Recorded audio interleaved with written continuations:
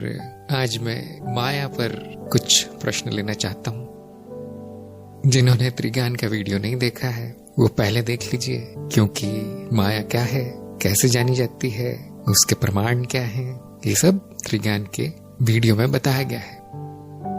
और जब भी कार्यक्रम होता है तो माया के बारे में स्वाभाविक रूप से कुछ प्रश्न उठते हैं मन में, किसी भी बुद्धिमान साधक के मन में। क्योंकि त्रिज्ञान बड़ा छोटा सा कार्यक्रम है, उसमें सब कुछ बताना इतना आसान नहीं होता समय कमी के कारण। तो साधुओं की सहायता के लिए मैं एक प्रयास कर रहा हूँ, बहुत ही सारांश में कुछ महत्वपूर्ण प्रश्नों के उत्तर देने का।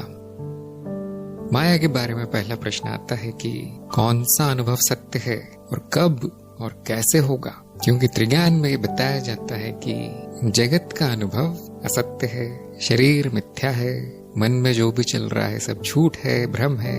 तो स्वाभाविक है कि प्रश्न आएगा, फिर कौन सा अनुभव सच है, सत्य कहाँ मिलेगा फिर, और क्या करना पड़ेगा उसके लिए, क्या विधि है। वैसे तो ये प्रश्न आना नहीं चाहिए, क्योंकि जो भी परिवर्तनशील है वही अनुभव है। अनुभव हो गया मतलब किसी परिवर्तनशील दृश्य का ही होगा, और जो परिवर्तनशील है वही मिथ्या है, तत्व नहीं है, तो कोई भी अनुभव सत्य नहीं है। तो क्या संपूर्ण अस्तित्व में कोई सत्य नहीं है? है, वो आप स्वयं है। साक्षी सत्य है, जिसके पटल पर अनुभव आ रहे हैं वो सत्य है। वो कहाँ जाने से मिलेगा, वो क्या करने से मिलेगा, कब मिलेगा, अभी इसी समय यही है, आप ही हैं। क्योंकि आप उसको बाहर कहीं ढूंढ रहे थे किसी दृश्य में, इसलिए नहीं मिलता था। जब तक गुरु ने बताया मिलेगा भी नहीं। इस शिक्षा का महत्वपूर्ण भाग है ये दिखा देना कि जहां भी आप स्वयं को ढूंढ रहे हैं वो सब मिथ्या है, माया है। पर्दा सत्य है, दृश्य नहीं। दृश्य कुछ भी हो सकता है पर्दे पर। यदि कुछ अनुभव हो गया तो हमेशा चित्त निर्मित होगा, हमेशा इंद्रियों द्वारा निर्मित होगा। इनके बिना कोई अनुभव नहीं है। क्या ऐसा संभव है कि वो अनुभव परिवर्तनशील नहीं हो और वो सत्य हो? यदि कुछ परिवर्तनशील नहीं है तो इंद्रियां पकड़ नहीं पाएंगी, स्मृति में छप नहीं पाएगा और उसका कोई अनुभव नहीं होगा। इस संपूर्ण अस्तित्व में अस्तित्व का तत्व ही नित्य है। अस्तित्व के नाम रूप परिवर्तनशील हैं। जैसे सागर में पानी नित्य है, सारी लहरें परिवर्तनशील है, आती जाती है, जबकि वो लहरें सागर का ही रूप है। सभी अनुभव मेरे ही नाम रूप है, इसलिए असत्य हैं, सत्य मैं हूं। दूसरा प्रश्न है, कौन सी इंद्रिय सत्य दिखाती है? जो भी इंद्रियों से आ रहा है पूरी तरह भ्रम है। कोई सी भी इंद्रिय सत्य नहीं दिखाती। ये 5 इंद्रियां तो सभी जानते हैं कि सत्य नहीं दर्शाती। आंतरिक इंद्रियां, मानसिक इंद्रियां, सूक्ष्म इंद्रियां, पराभौतिक इंद्रियां, कैसी भी इंद्रिय हो सभी माया ही दिखाती है। बिना इंद्रिय के कोई अनुभव नहीं है। इंद्रियों का कार्य जो लोग मानते हैं उसका ठीक उल्टा है। इंद्रियों का कार्य सत्य छुपाना है, दिखाना नहीं।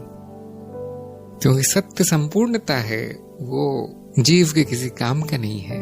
इंद्रियों का कार्य ठीक वो अनुभव दिलाना है जो जीव को जीवित रखता है, सत्य दर्शाना नहीं। और कोई भी इंद्री सत्य पकड़ नहीं सकती, क्योंकि वो तत्व है, परिवर्तनहीन है। इंद्रियां परिवर्तन से ही प्रतिक्रिया करती है। यदि कुछ परिवर्तित नहीं हो रहा तो इंद्रिय की पकड़ में नहीं आ सकता। जैसे क्योंकि आपको केवल 5 इंद्रियों का ही अनुभव होगा, बाकी पर ध्यान दिया नहीं होगा किसी ने, तो मेरी आवाज जो आ रही है वो परिवर्तन मात्र है, हवा का परिवर्तन। हवा में जो नाद है, कंपन। प्रकाश, आकाश का परिवर्तन है, आकाश का नाद है। स्पर्श, स्वाद, गंध, अणुओं का नाद है। और यदि वो परिवर्तन ना हो तो कोई भी इंद्रिय पकड़ नहीं सकती। स्थायी का अनुभव नहीं होता, परिवर्तनशील का ही होता है। और परिवर्तनशील मिथ्या है। जो लोग सोच रहे हैं क्यों परिवर्तनशील, क्यों मिथ्या है, तो फिर त्रिज्ञान का वीडियो देखना पड़ेगा, उसमें प्रमाणित है। तो क्या इंद्रियों को हटाने के बाद सत्य का अनुभव होगा? नहीं, अनुभव नहीं होगा। कोई अनुभव नहीं होगा अगर इंद्रियों को हटा दिया जाए, परंतु सत्य जाना जाएगा। साक्षी इंद्रियों से नहीं जाना जाता। साक्षी का अनुभव नहीं होता, परंतु उसका होना जाना जाता है, वो इंद्रियों से नहीं जाना जाता। तो काव्यात्मक रूप में कह सकते हैं कि इंद्रियों को भूल जाओ, इंद्रियों के विष को त्याग दो, तो स्वयं को देख पाओगे। यहाँ देख पाने का अर्थ है जानना। ज्ञान होना, आत्मज्ञान। क्योंकि आपका सारा ध्यान इंद्रियों ने हर लिया है, इसलिए मैं क्या हूं वो भूल चुके हैं। और जब बताया जाए कि स्वयं को जानो, तो वो भी इंद्रियों के विष में ही ढूंढता है व्यक्ति। जब तक गुरु संकेत नहीं करता तब तक जान नहीं पाता मैं क्या हूं। किसी न किसी अनुभव की तरफ उंगली दिखा के वो मानना चाहता है कि वो अनुभव ही मैं हूं। भले वो कोई वस्तु हो, शरीर हो, मन हो, कोई शरीर के अंदर का कोई अंग प्रत्यंग हो, कोई प्रक्रिया हो, या कोई पराभौतिक कुछ मानसिक कोई अनुभव हो। स्वयं को जानना, स्वयं की तरफ मुड़ना है।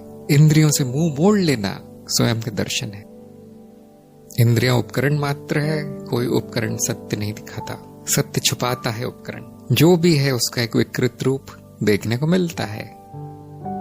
यहाँ पर एक मान्यता है कि शायद कोई ऐसी चमत्कारी इंद्रिय हो जिससे कि सत्य दिख जाए, तो वो कभी नहीं होगा।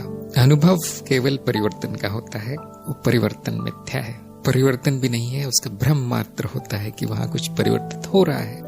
जो जीवन के लिए उपयोगी है वैसा दृश्य उभरता है।